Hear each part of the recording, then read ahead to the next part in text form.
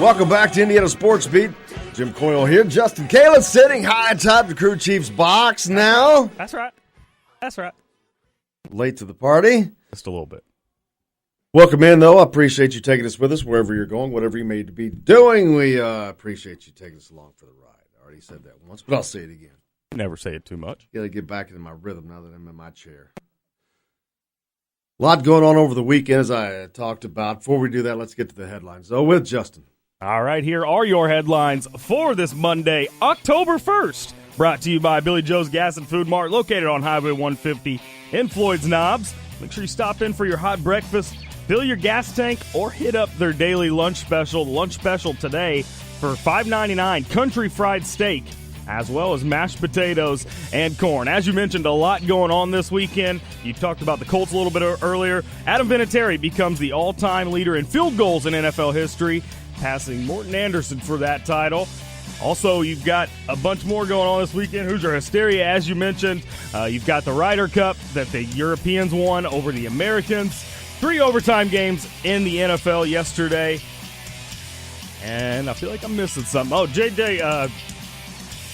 Ryan Blaney, wins the NASCAR race this weekend. So those are your headlines for this October 1st, brought to you by Billy Joe's Gas and Food Mart, located on Highway 150 in Floyd's Knobs.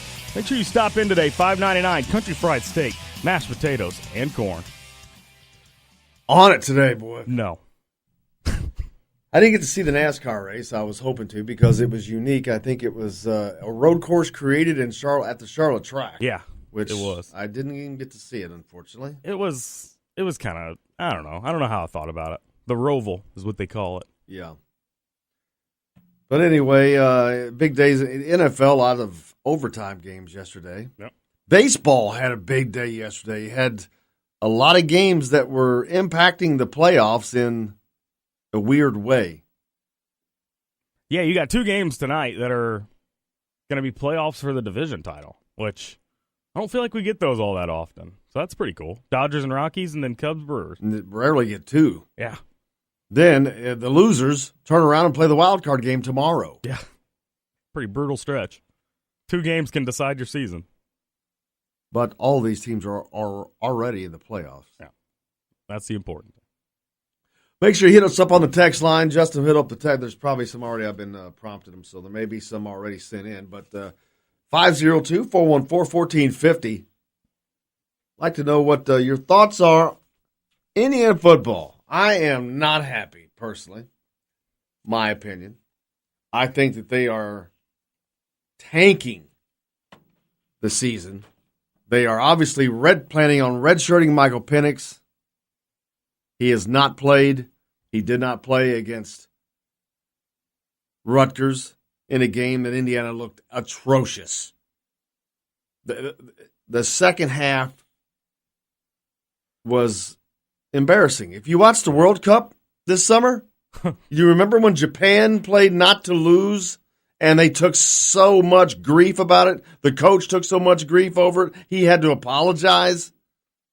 That was Indiana on Saturday, playing not to lose against Rutgers,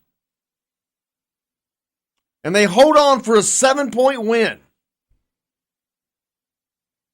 Not good. What's the point? Yeah. Their only goal is to go 6-6. That's all they care about. And that has never been shown more than it was on Saturday. Oh, and I thought you brought up a good point in the opening is you say that, and then they have to win 2 more games to get to that mark. I don't know myself where those 2 wins are going to come from. I'd sure like for somebody to tell me where they think they're going to come from. I don't see it happening now. I don't see them win 2 games. I don't know that they win 1. Who do they beat? I mean, you'd like to think Purdue, but they found their rhythm. Not only that, you're going to match offensive wits between Jeff Brom and Mike DeBoring? Really? Oh, my gosh. You're going to try. Well, you got to have some wits on one side. I got an idea. Let's rush up off tackle against the number 1 rushing defense in the country. Oh, that didn't work. Hey, how about we do that on the right side? Oh, that didn't work either. Well, let me try that left side one more time. I'll be darned. They're kind of good. Imagine that. Imagine that. Yeah, play calling definitely was, of all that I saw on Twitter, was just the biggest complaint that everybody had. I mean, I think everybody's gotten to the point where they've grown tired of Mike DeBoer and his, as you call it, manila offense. Here's the thing. Let's say they get, and don't get me wrong, I wish Tom Allen well. Yeah. I want him to succeed. He is a great man. And I want him to succeed. He's not going to do that with Mike DeBoer at offensive coordinator. I can tell you that. Yeah. I don't know whose decision it is. I mean, he's got Coach Allen obviously has the final say on Penix, but I think that is a horrific mistake. They're banking. They're worried about tomorrow in 2021 rather than they are 2018. Yeah. I think part of it's a loyalty thing. I think Tom Allen is feeling this loyalty draw to Peyton Ramsey. I don't know that he would admit it, and knows that Peyton Ramsey's not going to play again after this year. But that, to me, is sacrificing this season. To me, they are sacrificing the success they could have had this year to try and secure a bowl game, which now I think is in jeopardy. I think their method is going to backfire.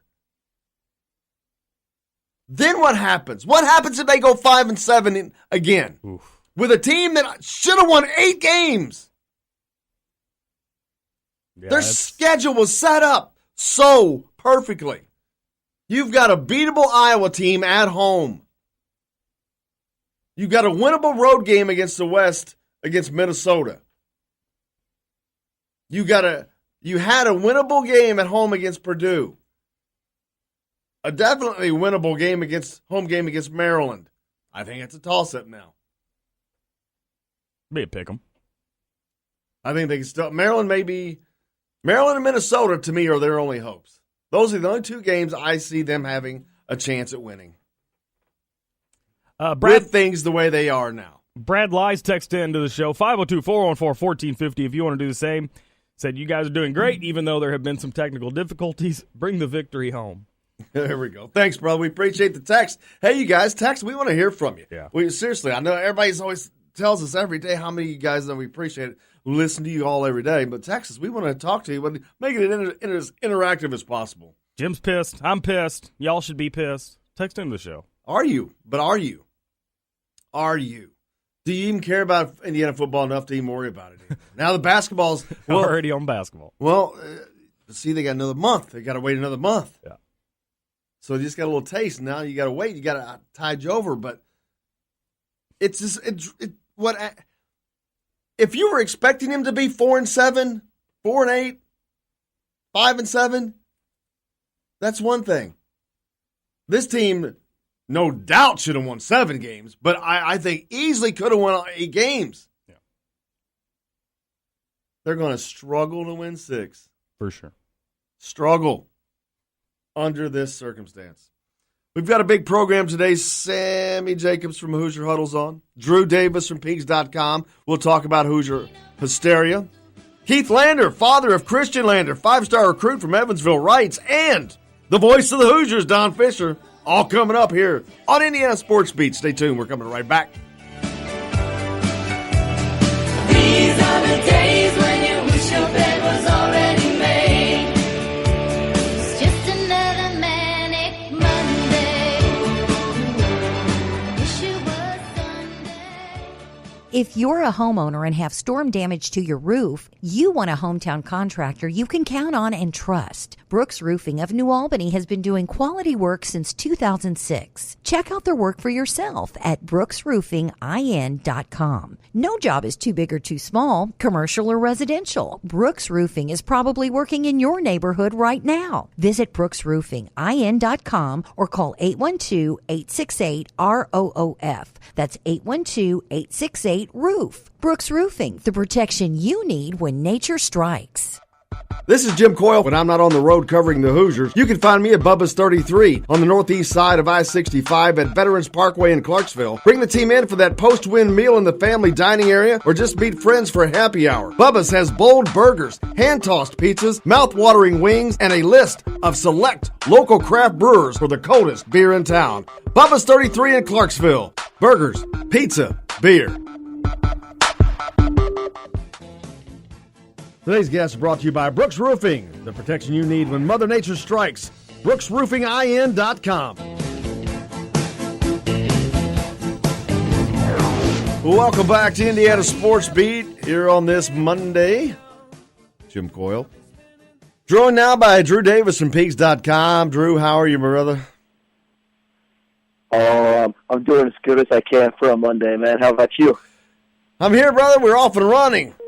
Technical difficulty to start today, but we're rolling now. Hoosier Hysteria Saturday, big crowd, balconies, had people up there, so you can always tell how big it is when you got people on the balconies. It's overflowing, so the lines were outside. Early in the day, I saw a lot of stuff on social media where players were out taking pictures with the fans, interacting with them, bringing a pizza. Just a fun day, and the fans sure seem to have a great time on Saturday at Hoosier Hysteria. Yeah, most definitely. You know, you see the players coming out to, take care of their fans because, they put in the time to go wait in line, and the players come out and they interact with them. You know, that's always something that's neat to see. And, with the fans going into the balcony, maybe it wasn't quite as big of a crowd as I was expecting, but I still thought it was a nice turnout for Indiana, and overall it's just a good way to, get their season kind of, rolling. Yeah, and you didn't see a lot of scrimmage. They scrimmaged a little bit. They could only do that per rules, but and you're not going to get anything from that scrimmage, but I thought Devontae Green looked like I thought he was going to look from his air of confidence that he has, in that he made a couple passes that were really, it showed that his court vision was definitely intact, but that he's looking to push the ball into the hands of the guys that score, and he did a good job of that. Yeah, you saw a little bit of what Devontae Green has, been working on with his decision-making and just his mindset. But overall, with that scrimmage, it's hard to really take anything from it because it was almost like an open run. Probably not as competitive as an open run, but it's always good to see the team get out there and play. And even though there's not much to take away from it, you get your first glimpse of what everyone's going to look like in a 5-on-5 setting, and you get to see a little bit of fun stuff, and it'll be interesting to see this team next time they're in a 5-on-5 setting when they take on. First off, the news yesterday, they'll take on Loyola Chicago, a team made to the Final Four last year in a secret scrimmage. They'll take on Loyola at the end of October at Bankers Life Fieldhouse, and that should be a very good test for them. 5-on-5 right away against a team that's experienced. They may have lost some pieces, but they still bring back the trio of Krutwig, Custer, and Marcus Towns, and that's just a secret scrimmage game that I really like for Indiana because I think it'll tell Archie Miller a lot about his team and show him some things that maybe they need to work on. Yeah, I was talking about it earlier that these are great opportunities for coaches because they get to scrimmage a team that is closer to their talent level as opposed to playing an NAIA school or a Division II school like Southern Indiana, who Indiana plays as their first preseason game on November 1st. But in playing Loyola Chicago, as you mentioned, Final Four participant last year, they get to play someone who's a lot closer to their level, but they can keep that within themselves. They agree that the coaches are not going to share the scouting reports with anybody between these scrimmages.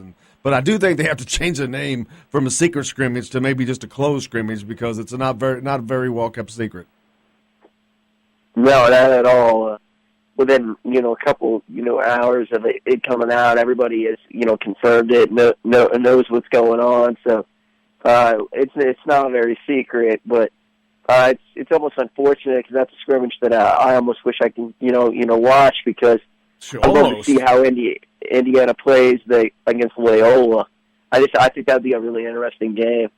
Oh, I'd love to see, yeah, absolutely. But unfortunately, we won't get to see that. But man, that would be a great game. But of course, and another thing that they get to do, the other coach can ask Archie to run certain sets that they're going to be seeing, that Loyola's going to be seeing against their conference opponents or whatever, and in turn, Archie can ask Loyola Chicago run sets that maybe Ohio State runs or Michigan or whatever that they are going to be going against, or just a particular defense that he wants to see. Those coaches can make those requests, and then that way you're getting the competition from another team, and so it's man, that would be great to see, but it's got to be a great tool for the coaches. Yeah, it's kind of all about replicating, what you're going to see throughout the season, and maybe if you're say, for example, if you're wanting to prepare for a team like Illinois, so you're gonna want to face a team that's going to put pressure on you defensively and kind of press you a little bit, and you can make that request like you said, and it's just a good way to kind of tune up and take the steps necessary to prepare for what you might see from a particular team, and it should be good for Indiana, and it should be a good measuring stick for them. Absolutely, going forward. And then, of course, getting back to Hoosier Hysteria, the dunk contest won by Romeo. He didn't have to do much to win that contest. His popularity is already cemented. He seems to be the most popular player on the team already. Yeah, I liked what Race Thompson said when he said he called it home court advantage, because that's kind of true, but it's definitely apparent that the Indiana fans like Romeo a lot, and when he walked out on his introduction, I'd say it's probably about right where his introduction applause was when he was a recruit, and I think you're just going to see it all year, and it's just going to be applause after applause for Romeo Langford, and I think and this fan base is about as excited as they can be to actually see him play real games at Assembly Hall. Talking with Drew Davis and Peegs.com. Also, when Romeo came out at center court of the introductions, and he gave a little dance move. And then during the dunk contest, in one of his dunks, he did a halfway attempted sidewinder cartwheel, which was just kind of funny. So Romeo showing some personality, which is a little unusual for him. And it cracks me up because it's on a much, much grander stage. But yet he was very comfortable. There was 14,000 people there, and he seemed very, very comfortable, more so than what I had been accustomed to seeing out of him. But they looked like they played well together in that scrimmage. They looked there was a lot of cohesion. They just seemed like they're in sync early. They've been playing a lot together, and it's a good look right now for Indiana. Yeah, like I said, I try not to take too much from the scrimmage because it is what it is. It's kind of just, roll the ball out, you try to keep everybody healthy and just kind of put on a little bit of a show for the fans. But in regards to chemistry and whatnot, you could see it with this group that they kind of enjoy being around each other, and they seem to kind of click.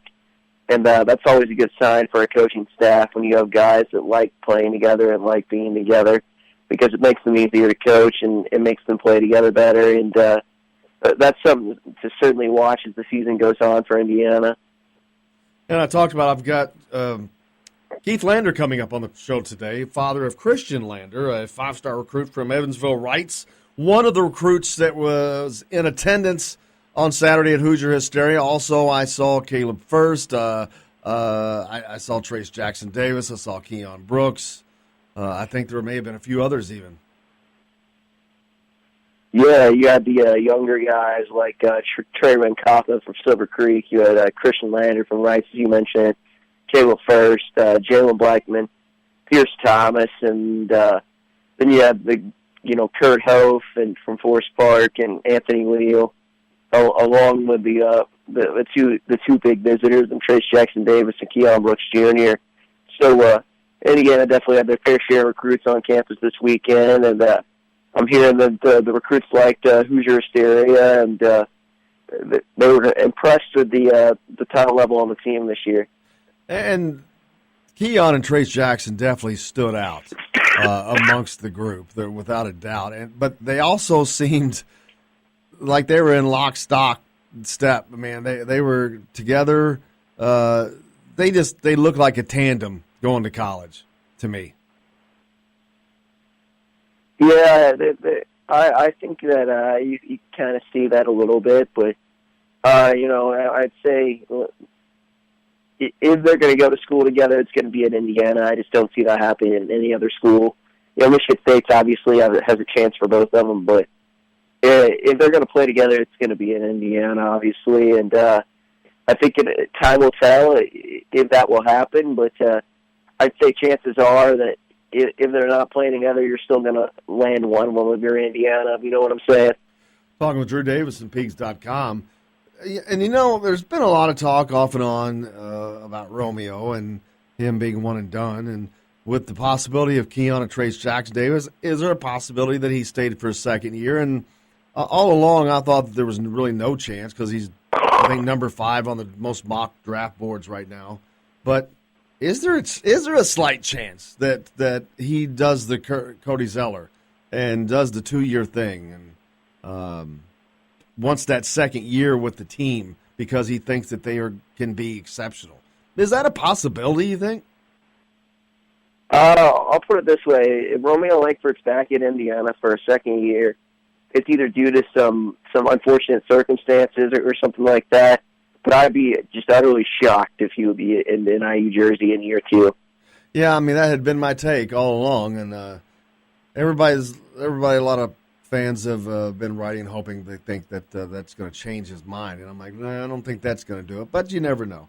But, yeah, a great day for recruiting for Indiana. It was a great tool. The crowd was very, very much into it. They hung the banner for the women's national title, national invitational tournament title.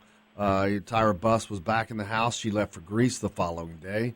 But just an exciting day for Indiana. It was a fun day. That very, very cool video display they did on the floor prior to it starting. Everyone seemed to really, really like that. Yeah, the like laser or projector shows that they had were kind of neat. I didn't have a chance to kind of see that live because I was sitting on the floor. Me too. So you can't really see what's going on, but I saw some of the videos, and then that was pretty neat. I didn't know how good it looked until afterwards either. I'm like, I think it looked pretty cool, but I can't see what it's doing. But I was glad to see it afterwards. You're right; it looked pretty amazing. So it was a pretty good deal. But another thing I noticed this year is they did not walk the recruits across the floor. Oh no, I don't think. I don't know exactly why that was, but I think that's flirting on the line of making the recruits known, or because there are NCAA rules in regards to those recruits on these visits, and I don't think they can say their name or I think last year was probably riding the line a little bit, and they decided that was probably too close to an infraction and wanted to make sure that they didn't do that. So I think that's the case. But last year they walked them across the floor. They didn't announce them, I don't think. Or did they? They just announced who the coach was. They did not announce them. How did they do it, though? They would say Coach Ed Ostrom walking across the floor. They did something that you could tell. So, I think that was a deal that they were just wanting to get away from because they were afraid that was too close to potentially being an infraction. But right.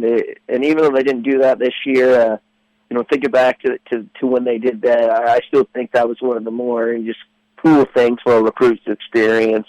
Oh, hell yeah. I don't think there's any I've seen anything like that for a recruit welcome, and I still maintain that. Absolutely. And it was a big recruiting day. Now, also, Armand Franklin tweets out, what did he say, Justin? He tweeted a picture of him and Trace Jackson Davis and said, "Everybody tells Trace to stop playing." So Armand Franklin ready for Trace Jackson to make his commitment.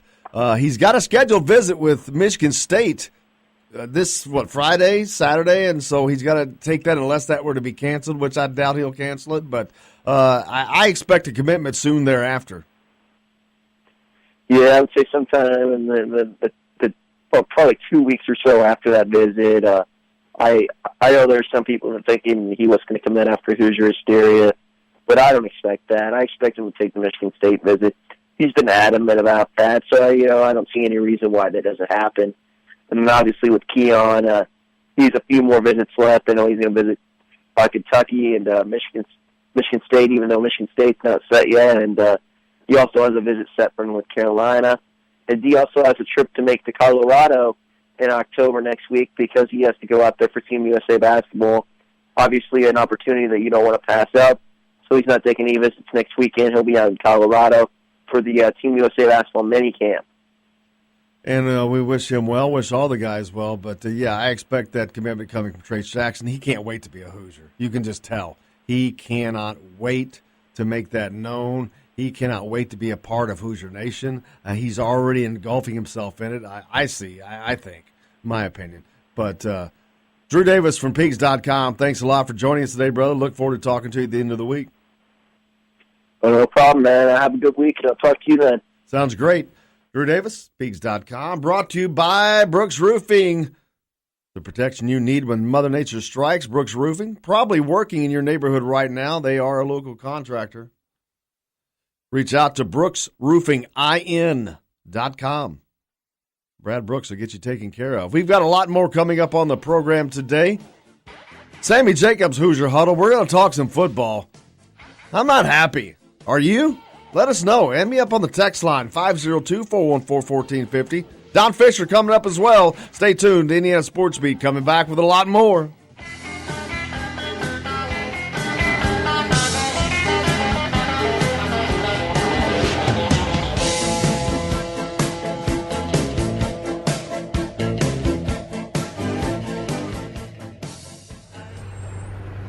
Got a problem with your big truck? Kentuckiana's Premier Truck Center is here to help. For over 30 years, truck drivers and fleet operators have depended on their great service center off I-65 in Clarksville. And now you can get the same level of service, repairs, and parts selection that's been offered for generations and save on bridge tolls with their new location on the Outer Loop in South Louisville. They're an authorized Mack, Volvo, and Hino dealer and service center, but they service all makes and models of trucks. Kentuckiana's Premier Truck Center. Today's guest is brought to you by Kentuckiana's Premier Truck Center, located 5 miles north of downtown Louisville, just off of I-65 at Veterans Parkway in Clarksville. You get a shiver in the dark, it's raining in the park, but meantime. Welcome back to Indiana Sports Beat with Jim Coyle here on this Monday. Joined now by Sammy Jacobs from HoosierHuddle.com. Sammy, how are you, brother? I'm doing great. How are you?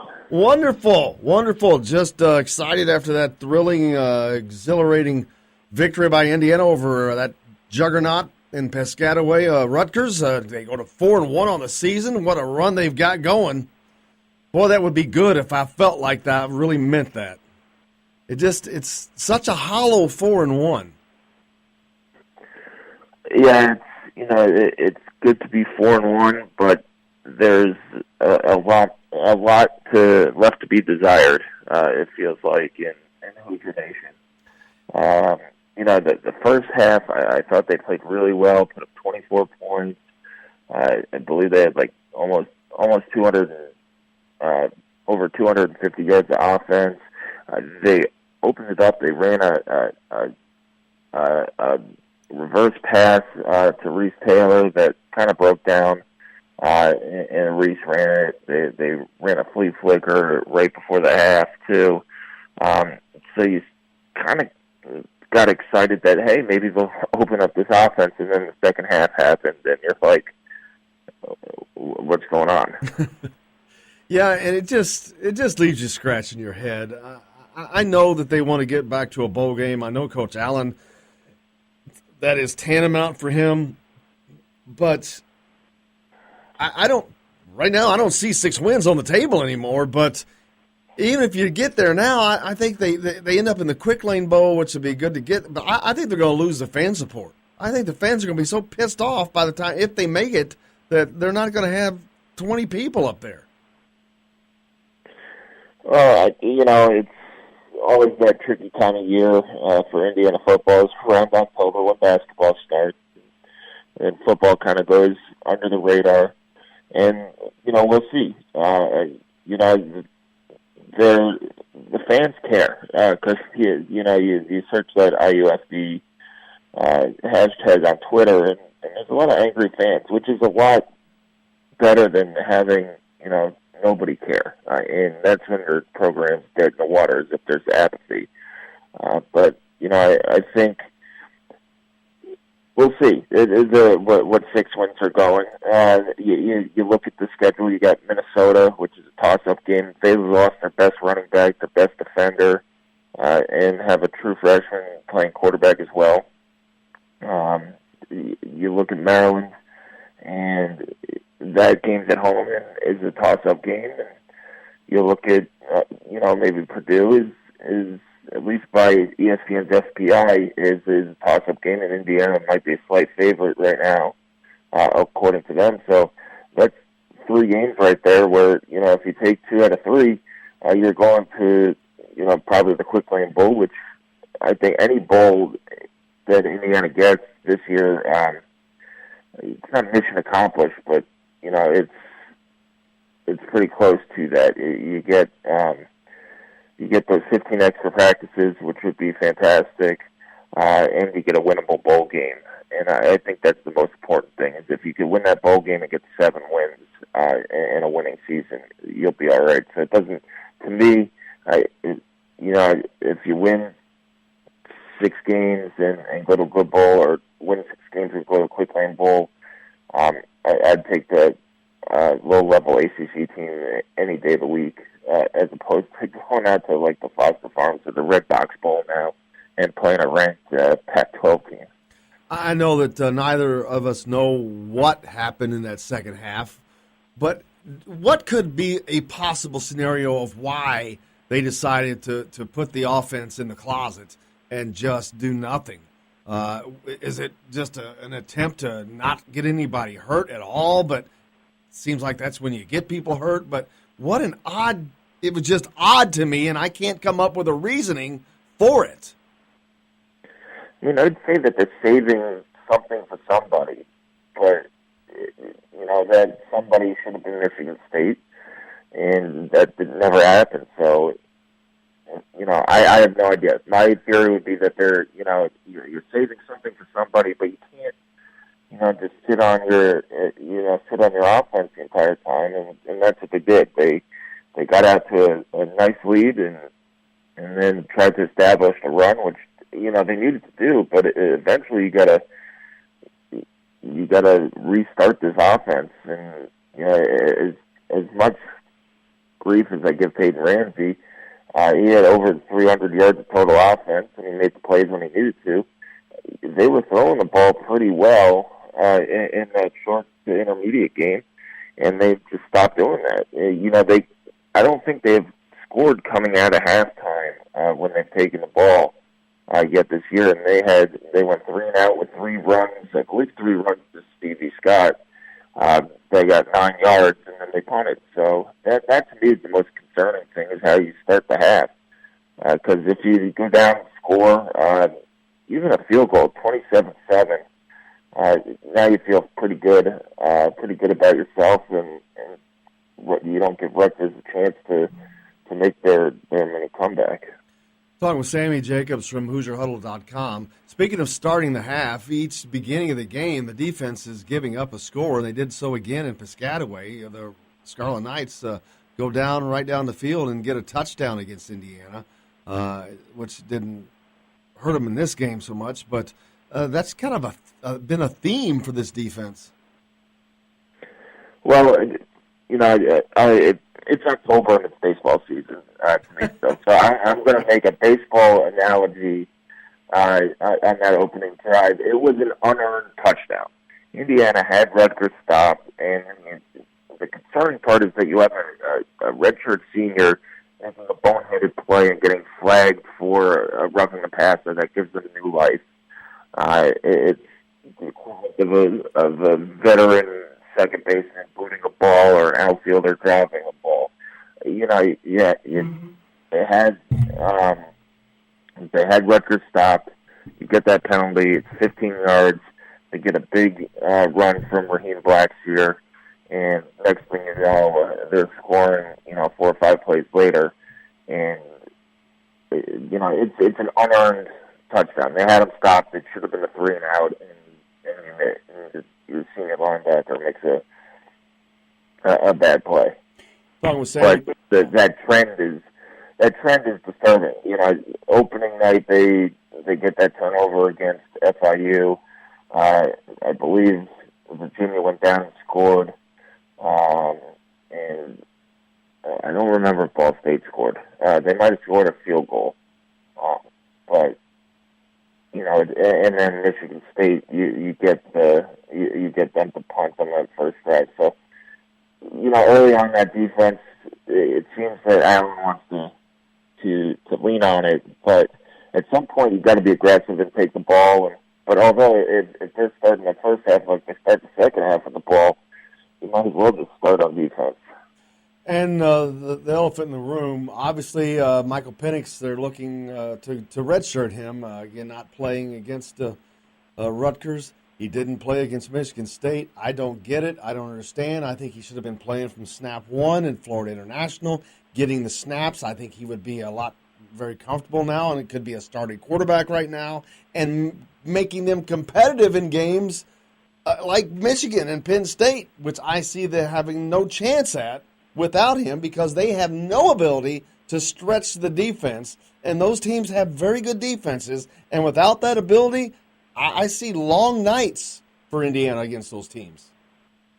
The way they used Michael Penix against FIU was, what I thought they would use him, the first 3 games of the season was, get a lead at Ramsey, bring Penix in the second half, sprinkle him in, get him those 15, 20 reps, and, those add up pretty well to where, maybe by now you're at 100 plays for him and can go to that 2-quarterback system. I used to hate the 2-quarterback system. I think with these 2 guys it would work just because they bring so many different things to the table. Peyton Ramsey made plays when he needed to. Last week he made some head-scratching throws as well, but he's a great leader. And then if you bring Penix in, you could stretch that defense. And you saw Rutgers move that defense up in the second half, which is why IU only rushed for 52 yards in the second half. And they were playing everybody again most of the time with guys up by 10 yards, no further than 10 yards off the ball at any time. So it's not the move that fans want IU to do. I think you're playing with fire a little bit in terms of not getting your 6 wins, and you could throw an upset against the Big Four out the window with this because it's everything's within 15 or 20 yards of the line of scrimmage, and Peyton Ramsey's not going to throw it over your head. As much as he's completing passes, he's got to get the ball downfield, and he hasn't done that. And he did it a little better against Rutgers. They had 13 explosion plays, but still, there are those plays that, the longest throw, I think, was 25 yards. And they did that 3 times, and then they had another 23-yard throw at Nick Westbrook. So that's 4 throws. And a lot of those, they had to run after the catch. So, we'll see what they do. I think they need to roll the dice and go at Michael Penix. It's clearly not going to happen unless somebody gets hurt. Up 24-7, it was the perfect time to come start him in the second half. It's not a hostile environment at Rutgers. it's not like going into Beaver Stadium. That crowd got loud at times, but that was the perfect opportunity to use him. And if they're not going to use him against Rutgers, they're not going to use him unless Ramsey gets hurt. Yeah, and again, that just, to me, that's gravely disappointing. I think this is going to be an underachieving team, a team that I thought could win 8 games at the beginning of this year. Their schedule was set up so well for it with 7 home games and a lot of winnable home games, a winnable road game at Minnesota. I was like, wow. I thought that, well, actually, Dawkins would start, but then Penix would come along. But regardless, I thought Penix would come along either way to elevate this team as the year went along. Well, now, not only you're going to see elevation, I don't know if you even get to see a flat line with this team through the end of the season. They've got a brutal part of the schedule coming up, and as each game goes further, the teams have more tape on Indiana, but there's not a lot to see. It's either run the ball with Stevie Scott or throw a 5-yard out pattern to whatever receiver is not hurt at the time. Yeah, they go to Ohio State next week. You get Iowa at home for homecoming, and then Penn State. And it's kind of your murderer's row for this year of games. Then you bring back. Then you go to Minnesota. You got Maryland before heading up to Michigan and ending it with Purdue. So if you could get out of this stretch, if they beat Iowa, they're in good shape. But we'll see. I have to watch Iowa, and you have to see where this team is coming out of Ohio State in terms of health and psyche and all those things. But I do want to give credit to this receiving core.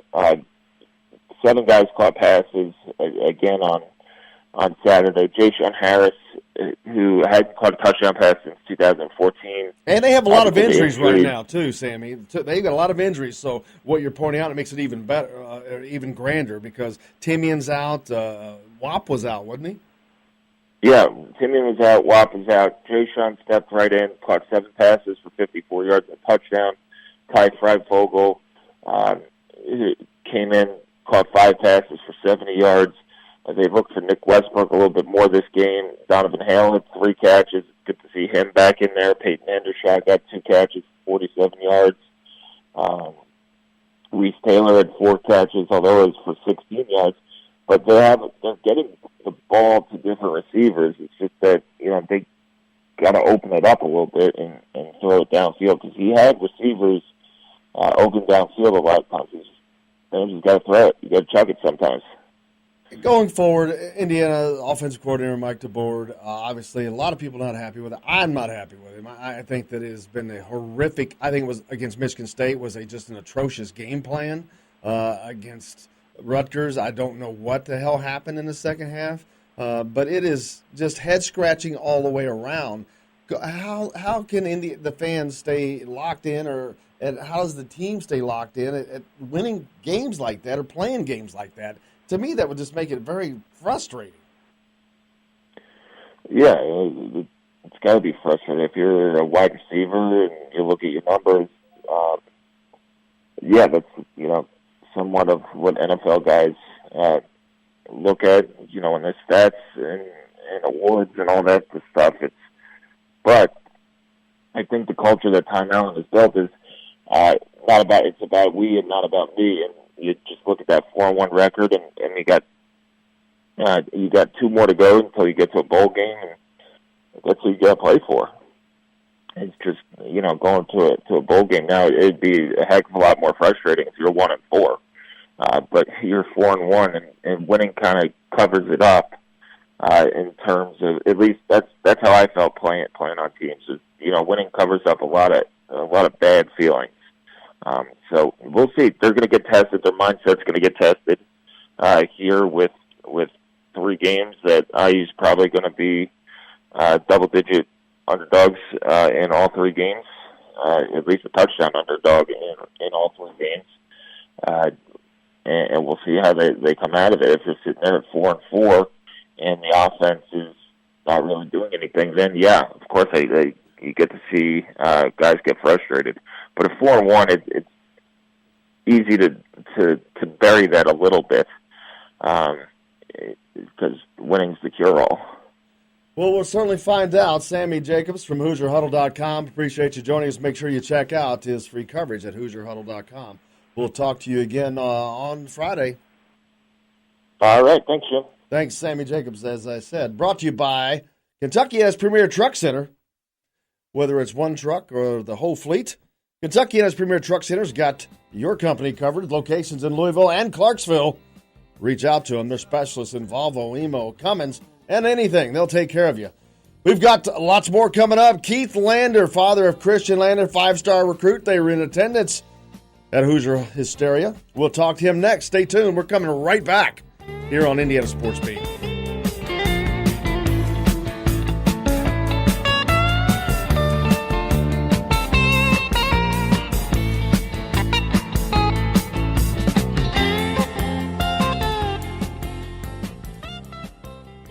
We all want a winning smile for those championship photos, and that's exactly what you will get at Reynolds Family Dentistry in Sellersburg. Reynolds Family Dentistry has been serving the dental needs of Hoosier families for over 30 years. Let Doctors Roger and Jay Reynolds take care of your family. Just off of I-65 at 809 South Indiana Avenue in Sellersburg. Call 812-246-3368. That's Reynolds Family Dentistry, 812-246-3368.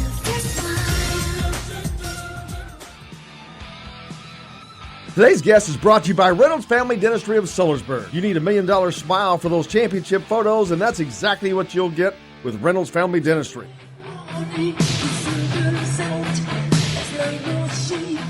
Welcome back to Indiana Sports Beat with Jim Coyle here. Keith Lander, father of Christian Lander, 5-star recruit from Evansville Wrights High School, in attendance at a Hoosier Hysteria Saturday. Keith, how's it going, man? Going pretty good. How you doing? Good, buddy, good. How was the trip? Did you guys have a great time? Great time. Great atmosphere.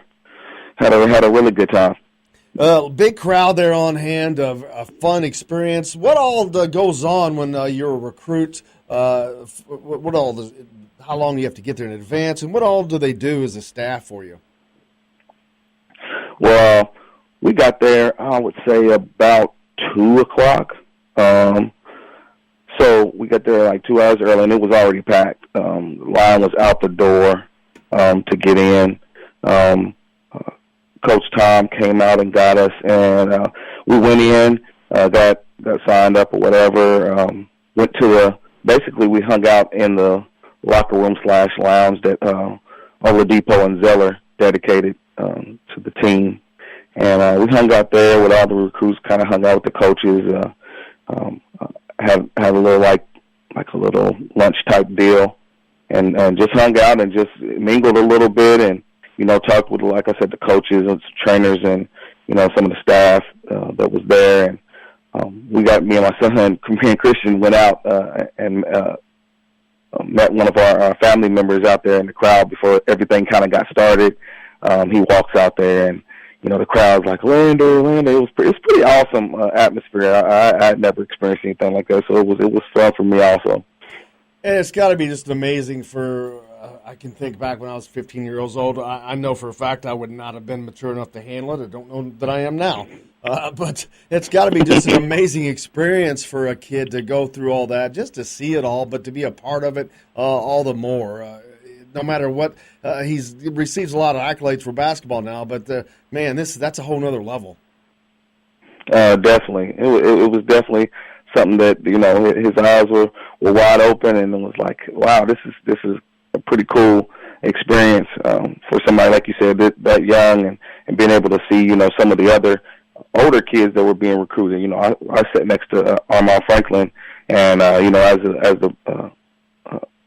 the activities were going on, I asked him, I said, are you ready to take part in this next year? And he seemed like he was excited also. So for a guy that's already committed, already ready to go there, next year, it was even exciting for that kid also. The Keon Brooks and the Trace Jackson kids, they were all up there, and people chanting their names and things like that. And it was a pretty awesome experience. When it comes to going through the recruiting process, does Christian talk to any of the other recruits, maybe the older recruits, like Trace Jackson or Keon or those guys, to get some pointers or maybe what he can expect going forward? I know he's experienced it a lot already, but being only a sophomore and these guys being a senior, they've been through the rigors already. I mean, they were mingling. I wasn't like standing next to him the whole time, so I don't quite know what they were talking about. I was talking to some of the parents more than anything.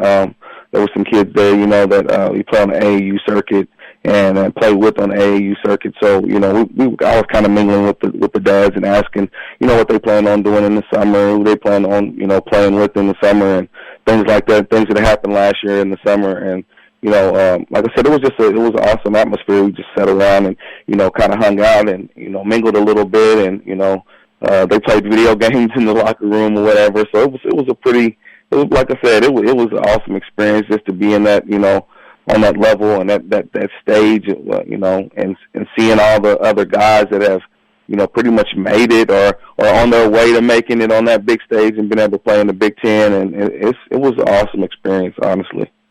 And from a parent standpoint, do you get to talk to the other parents, especially since he's early on in the process, maybe parents of, again, a senior who they've been through it for 3 years or 4 years, to get a better understanding of what even more of yet what to come? Honestly, I didn't even get into that. We just was kind of it was just casual atmosphere, just kind of like just mingling. I didn't really get into the details, but you meet people and you have opportunity to speak to them later on, and being able to have those people as resources as things come up, and being able to reference their experience also to help you through the way. So, I mean, it'll be a thing that we'll be able to reach out later on, and when things come up, we can use those people and get their opinion on certain situations. And I think it's going to help out a lot. But it was just like I said, it was an opportunity to be able to just kind of hang out and have a good time on that day. And as a parent, how hard is it to separate in an event like that? Man, a lot of hype. It's so much electricity. An iconic arena with an iconic program. How hard is it to separate all that stuff and then just go back and realize, hey, we're here for business, and get back into that mode? How hard is it to separate that? Honestly, they made it so carefree with the atmosphere that we had going on that day. I mean, we didn't. It was just a day to relax and a day to enjoy the festivities and all the activities that were going on.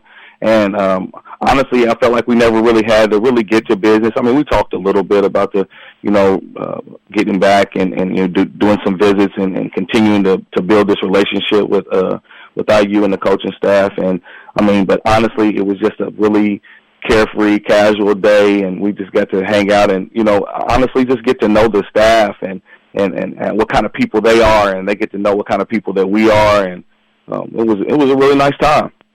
And what's Christian do the rest of the year? Basketball season gets started in high schools around a little after Thanksgiving, I think. What's on his schedule now? What is he doing? We got a couple more visits that are scheduled, but for the most part, he's just really trying to stay in the gym.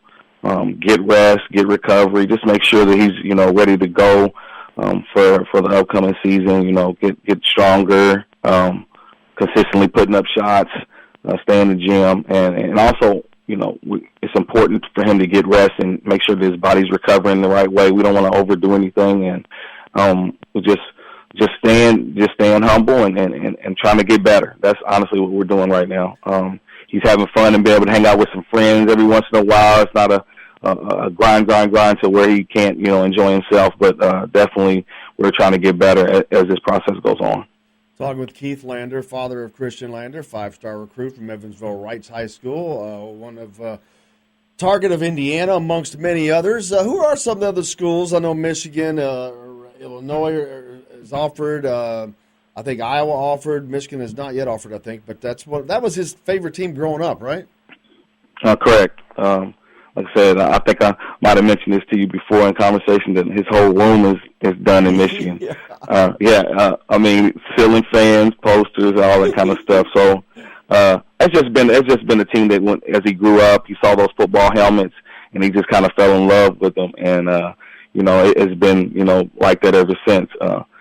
But things are changing now as far as him getting older and him understanding the landscape of college and understanding that it's what's going to be the best fit for him at the time that he's ready to go to school. As far as the staff, the players that's going to be on that team, and things like that, and the academic portion of that, he has to look into that and make sure that everything is there for him for the things after football, or after basketball. So that's going to be a key for him also. So when we go on our visits, we look at all those aspects of the school, as far as academic, as far as the staff, how they, what style of basketball they like to play. So all those things, all those factors come into play. So, and will come into play. Talking with Keith Lander again, Christian Lander's father, 5-star recruit from Evansville Wrights. I haven't been around Christian a ton, but I've been around him enough.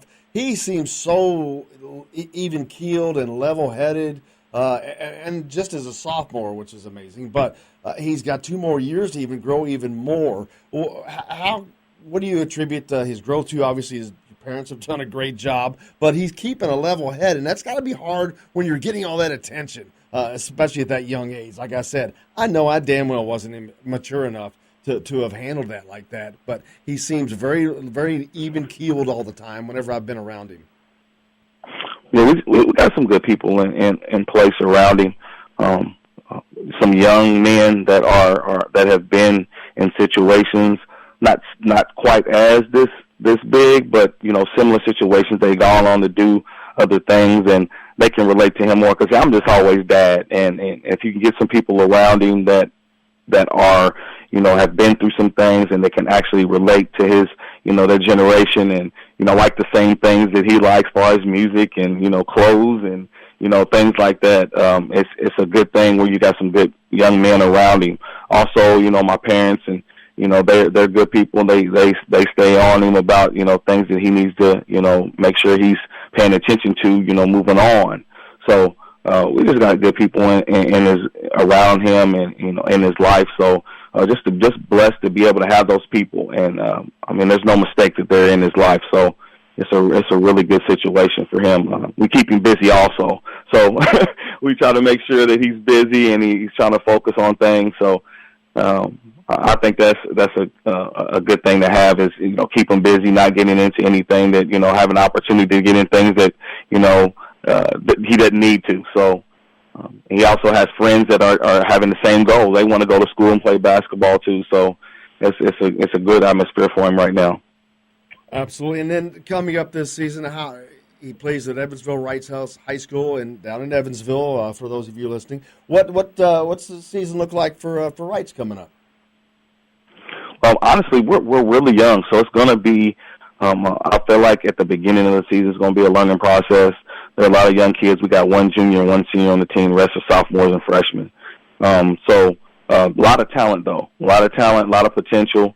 If they can get it going, I think they can have a really successful season. So it's going to be like I said, it's going to be a little learning curve at the beginning, because you got a lot of new kids that are going to be on the floor. But they got them. You got the main 4 for 5 kids that have been on the stage and kind of already been there. So hopefully that experience is going to help them and propel them to having a really good season. Hopefully we have a pretty good season. I see some really good potential in some of these kids, and some good shooters. I could say that. Well, if they don't have to go too far in the tournament, probably may end up butting heads with Trace Jackson Davis in Center Grove. Yeah. That would be an awesome experience right there. I would like to see that. I think we're lacking a little bit in size, but we definitely got some tough. We definitely got some tough kids though, and some kids that have motors, and they will get out there and they will compete. So we'll have to do our best blocking that big man out of there, and maybe putting a couple bodies on him, and make sure we take advantage of all the possessions that we're going to have, and make them count in that game if that ever happens. Keith Lander, I appreciate you joining us. Looking forward to talking to you again. We'll always keep up with Christian and see how he's doing, and wish you guys the best of luck in your upcoming season. Thank you very much. Keith Lander, I appreciate it. Keith Lander joining us today here on the program. He is the father of Christian Lander, 5-star recruit. He was brought to you, of course, by Reynolds Family Dentistry, Sellersburg, Indiana, serving the needs of Southern Indiana's families for over 30 years. Let Doctors Jay and Roger Reynolds take care of your family. Very good conversation with Keith Lander. They were in attendance of Hoosier Hysteria over the weekend. His son, Christian Lander, a 5-star recruit from Evansville Wrights High School, ranked 14th in the country currently, a 6'1". I don't know if he's a shooting guard, a point guard, or combo guard. I think that'll change as he continues to grow. Well, obviously, if he continues to grow, it will change. He's only a sophomore. But, my daughter's only a sophomore, but she's done. I guess maybe I was done when I was a sophomore. So, who knows? Very good. Hopefully, yeah, you never know. I mean, I think it's different for different people. You know, you hear stories. People, hey, he grew 7 inches one summer. So, who knows? But, it's very cool. Get to talk to him to see what that experience was like. And, it was just a fun, relaxed atmosphere. Yeah. And it's good to know that wasn't stress. It was fun. It was supposed to be fun, and it was. It sounds like so. And it was cool that he mentioned the Oladipo Zeller Lounge. Did you see that, by the way? Yeah, I've seen parts of it. We didn't get a chance to talk about that. We'll talk about it more this week. But Victor Oladipo, Cody Zeller, amongst some other donors, but they've completely redone the locker room, and it is space-age technology, baby. Nice. The half moon of the lockers, and when they're closed, are they backlit? It looked like it, yeah, like a white glass. Yeah, if I was a writer, I'm sure I'd get a tour. But pretty awesome.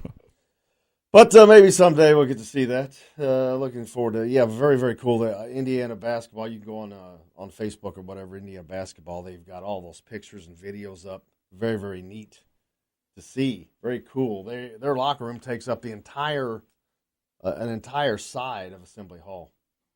Goes from corner to corner. We've got Don Fischer, the voice of the Indiana Hoosiers, coming up next here on Indiana Sports Beat. So make sure you stay tuned. We're coming right back.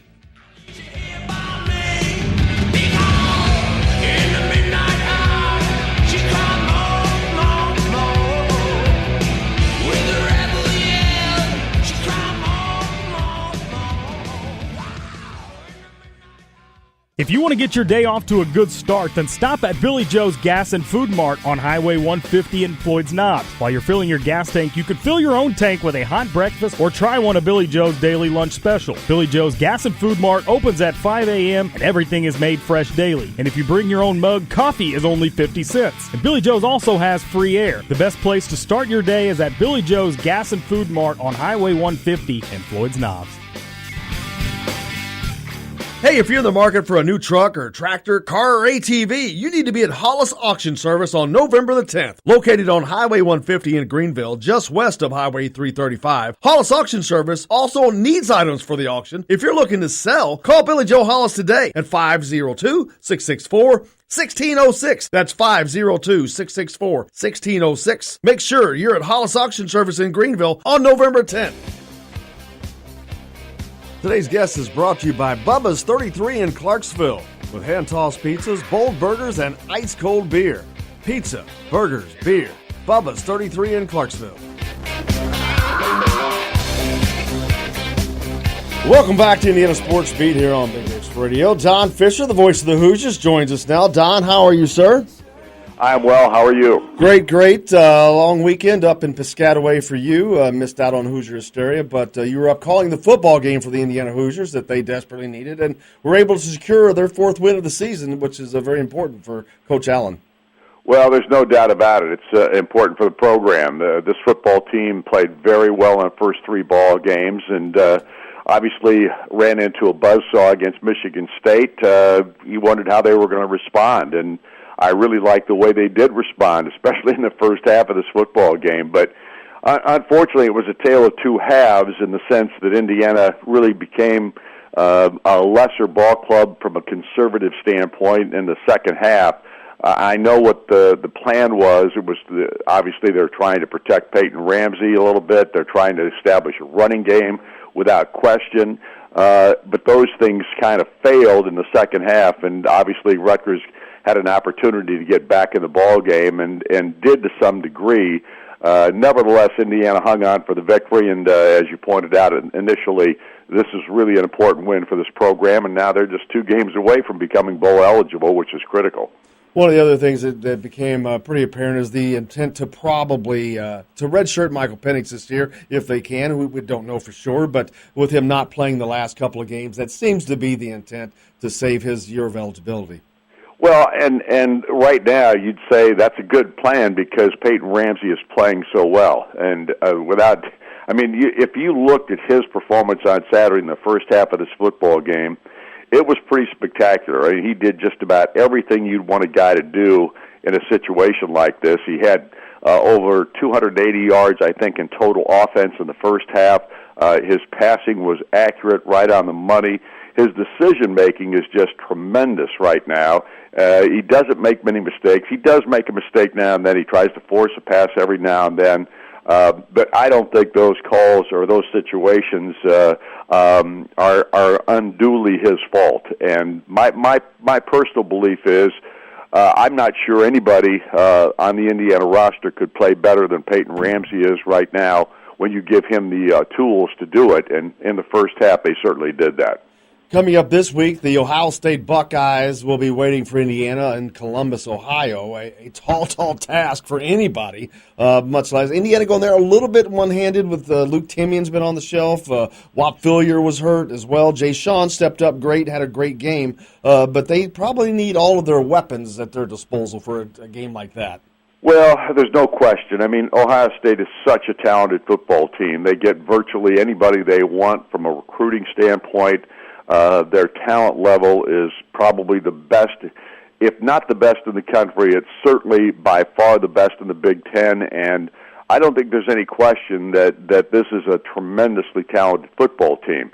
That said, they can be a team that you can go after and you can exploit a few things. And I don't think there's any question, if you look back over the last 6-7 years since Indiana's played Ohio State, they have given them, the Buckeyes, one of their tougher challenges each and every time they played them. Unfortunately, Indiana rarely hasn't ever won those ball games, but they continue to play them very tough.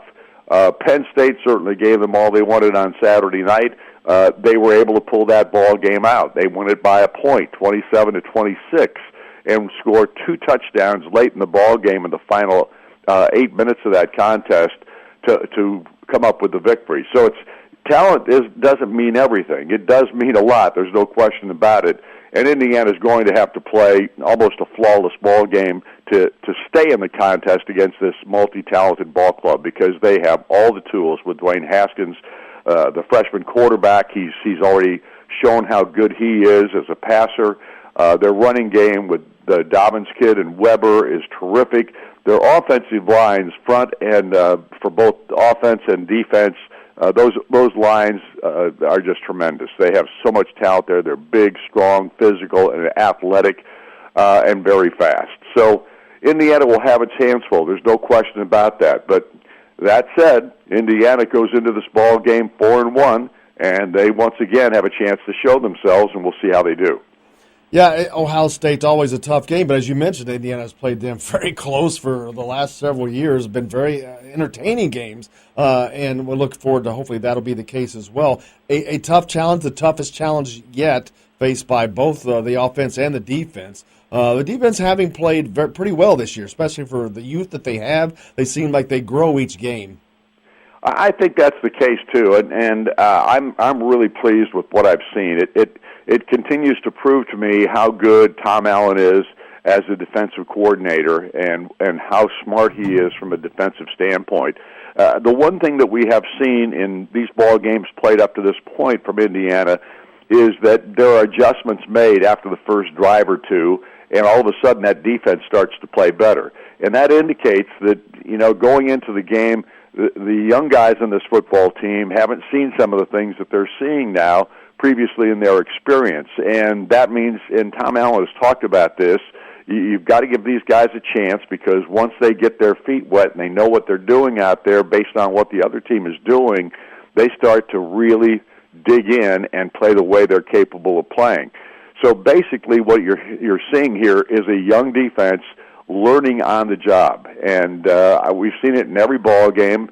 I think in all 5 ball games Indiana's played, they have been behind at the outset of the ball game, because that first or second drive of the contest, that team seems to be able to do what they want against the Indiana defense. They bend, and then they break at the end, but then all of a sudden they stiffen, and they start to play much better as the game progresses. So it is a young defense. They're learning. They are talented. They're dinged up a little bit right now with several players that obviously have some injury issues. They don't keep a lot of that information out there for us to see until game time, but we can see it pretty readily. Ashawn Riggins didn't play this past week. Cam Jones didn't play. Jacob Robinson, again, did not play on the defensive side. I think there was somebody else I can't think off the top of my head, but I think there were 4 defensive players that were in the mix consistently throughout the first 4 or 5 ball games that didn't see playing time. And Indiana was still able to play like they did, especially in the first half of this ball game. And I honestly think that the mistake Indiana made this past week was just they didn't come out in the second half and continue to play offensively like they did in the first half, with a lot of passing plays and letting Peyton Ramsey just kind of run them down the field. They tried to establish that run game. It didn't work, and I also think it points out that Indiana's got some real weaknesses in that offensive line, and we saw it against Michigan State, and to some degree I think we saw it against Rutgers as well. Absolutely. Hoosier Hysteria, I know obviously you weren't there because you were off calling the football game, but a very fun event, great crowd on hand. There are people up in the balconies, so that's always your telltale sign. You got people in the balconies, you've got a heck of an event going on, but a great day for Indiana basketball as they kind of kick off the season as before the season gets started. Well, it's the earliest I think they've ever had a Hoosier Hysteria, not only from the standpoint of the date, September 29th, but it was also at 4 o'clock in the afternoon. Remember when it used to be Midnight Madness? So, it's a different deal now. There's no question about that. I think Archie Miller is without question, everybody's heard me talk about him before. I just think the guy is a tremendous basketball coach. But he's one of those guys that gets this thing gets it over with, and now we're ready to go to work. And that's what I like about him. I think he's just tremendous in so many different ways. I think he's got himself a terrifically young, talented basketball team that is going to get better and better as the year progresses. I think it's going to be a special year in a lot of ways. And, of course, you've got a leader like Juwan Morgan, who is such a terrific, undersized post player who could actually get out on the floor, I think, a little bit more this year and will because of the other pieces that Archie's put together. I just think this is going to be a fun basketball season. I can't wait for it to get started. Yeah, you mentioned Archie. I think he runs the program just like his personality, which is he's very approachable, affable. He's nice, he's friendly, but he's all business, but in a good way. And everything is directed in a positive form. And it was a fun event. The players got to have fun with a little bit of a scrimmage, a dunk contest. And even in the scrimmage, you're not going to see a lot, but it looked. I saw cohesion, and I saw Devontae Green make some passes that you could tell his drive is to get the ball into the guys that score. It looks like the guys are looking forward to embracing their roles this year. Well, I don't think there's any question. The second year is always better for every coach and for their teams because they now know what each other is capable of and is expected of them. And without question, this is a basketball team that is far ahead of what it was a year ago because of the seniors and the juniors and the older players in this ball club. Devontae Green has been probably the biggest surprise in the sense of how he has gone through the summer and drawn accolades from Archie Miller. I honestly thought at the end of last season that he would be the first guy that walked out the door, and he got obviously his exit interview, so to speak, with the coach and said, I'm not going anywhere. I'm going to play basketball at Indiana, and I'm going to do it the way you want to do it. And I can't tell you, I know he's a talent. He's a terrific young kid. He's done a great job in the first couple of years when he's been out there, when he's had his head on straight. And if he's got it on straight all the time, he's going to be a weapon that Archie will be able to utilize. Don Fischer, we're so grateful to have you each and every Monday and look forward to doing it next week. Well, look forward to it as well, and let's hope it's a really, really big surprise for everybody in the country after Indiana plays Ohio State on Saturday. Absolutely. We'll see you in Columbus. Thanks a lot. Have a great week, Don. You too. Don Fischer, the voice of the Indiana Hoosiers, brought to you, of course, by Bubba's 33 in Clarksville. Hand-tossed pizzas, bold burgers, and ice-cold beer. Pizza, burgers, beer. That's Bubba's 33. Don Fischer, of course, they're joining us, the voice of the Indiana Hoosiers. Great program today. Sammy Jacobs, Drew Davis was also on. Make sure you pick us up on iTunes or iHeartRadio, Spotify, Facebook, or IndianaSportsBeat.com to make sure you catch on every show. We're also on iHeartRadio. I think I said that. But we'll be back tomorrow. Kentucky Roll Call coming up next. Nick Rouse, TJ Walker. Stay tuned for those guys. And until then, for Justin Kalen, I'm Jim Coyle, and I will see you on the radio.